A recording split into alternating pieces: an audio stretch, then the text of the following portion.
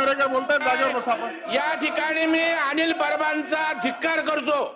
याचं कारण झाल्यानंतर सुद्धा आपण बोललेलं कसं योग्य आहे हे प्रमाण देत आहे। ही मगरुरीचं हे आहे की शंभू राजा कुत्र्याचं नाव, पुन्हा त्या ठिकाणी पिजन बॉक्स कबुतराच्या भोकात गेलेल्याचं समर्थन। कुठलं सभापती महोदय सभागृह आहे?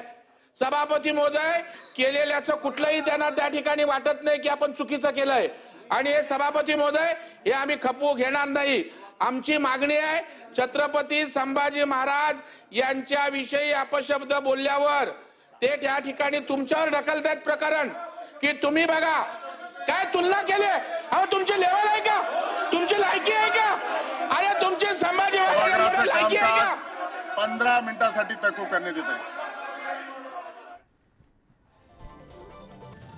विधान परिषदेमध्ये गदारोळ पाहायला मिळाला। अनिल परब यांच्या वक्तव्यानंतर आता आरोप प्रत्यारोप सुरू आहेत। अनिल परब यांनी यावरती खुलासा केलाय, मात्र पुन्हा एकदा प्रवीण दरेकर यांनी सुद्धा आक्रमक भूमिका घेतलेली आहे।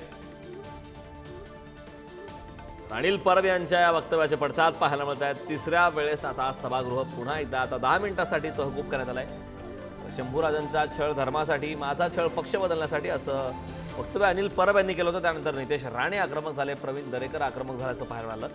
विरोधी पक्षनेते अंबादास दानवे यांनी सुद्धा यावरती प्रतिक्रिया दिली।